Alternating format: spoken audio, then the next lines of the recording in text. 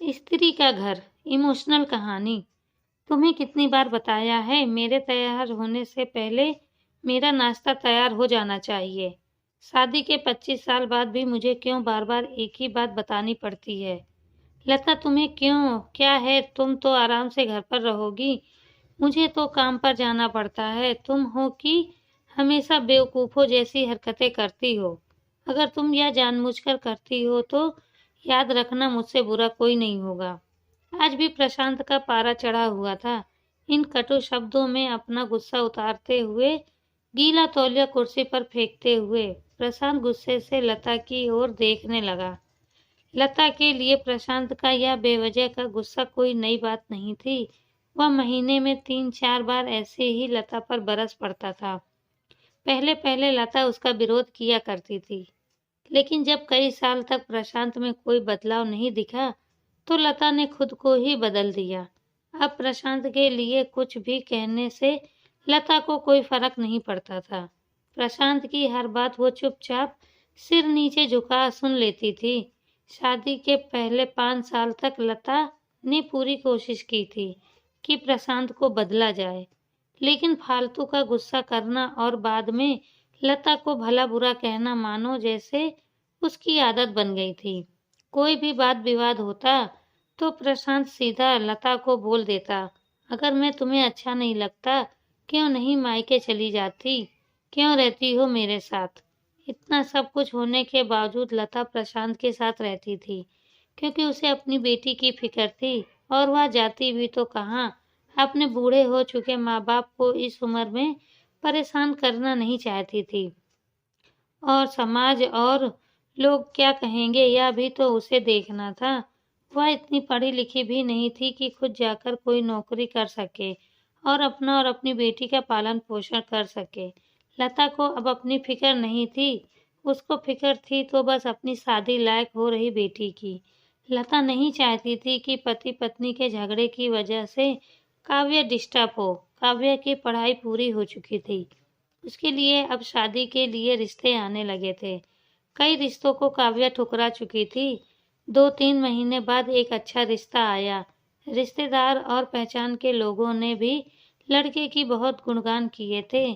प्रशांत एक शाम अपनी बेटी के पास बैठकर उसे बताने लगा, काव्य बहुत अच्छा लड़का है, पढ़ा लिखा है, बड़ा घर है, बहुत अच्छी नौकरी है। ऐसे रिश्ते बार बार नहीं मिलते बेटा, इस बार मना मत करना। काव्या अपने पिता से ज्यादा बात नहीं करती थी, शायद डरती थी या शायद नफरत करती थी, लेकिन आज वो अपनी पूरी हिम्मत इकट्ठा कर कर बोली, मुझे अभी शादी नहीं करना है पापा, मैं नौकरी करना चाहती हूँ, खुद अपने पैरों पर खड़ी होना चाहती हूँ। हाँ तो उसमें क्या बड़ी बात है, मैंने लड़के से बात की है, वह तुम्हें किसी बात के लिए नहीं रोकेगा।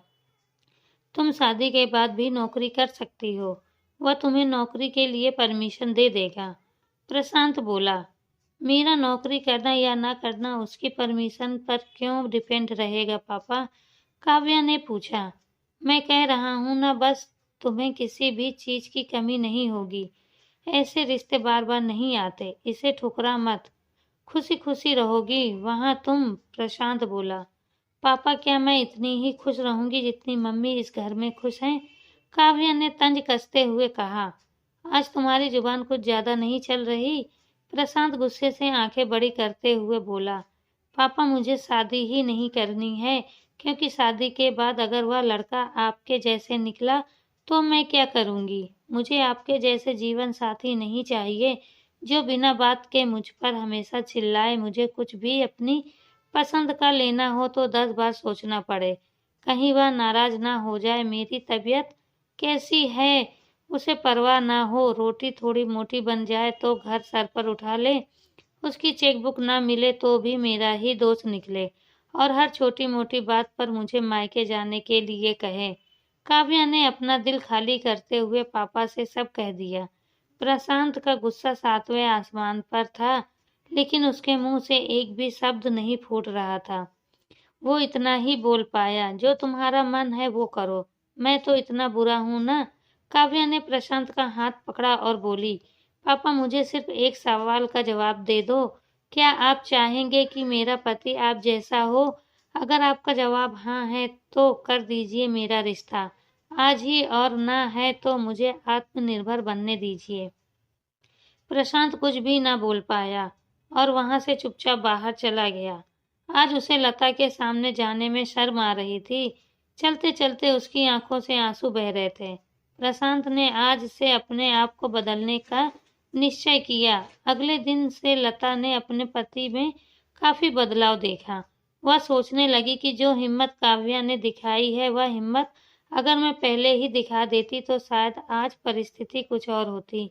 अब काव्या पढ़ लिख कर अच्छी नौकरी करने लगी थी और 3 साल बाद उसके लिए एक अच्छा रिश्ता आया और उसकी विदाई पर प्रशांत बोला, बेटा तू हमेशा खुश रहेगी क्योंकि तेरा पति तेरे बाप जैसा नहीं है।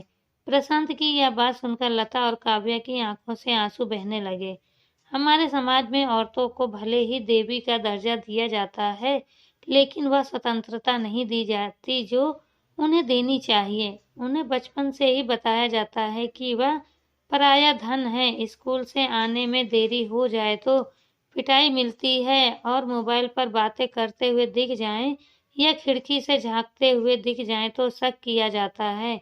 माँ बाप का घर तुम्हारा नहीं है, पति का घर ही तुम्हारा है। जीवन साथी भर यह बातें बता कर उन्हें ससुराल भेज दिया जाता है और एक दिन छोटे मोटे झगड़े में ससुराल वाले उन्हें सुनना पड़ता है कि इस घर को छोड़कर मायके चली जाओ। अब आप बताओ।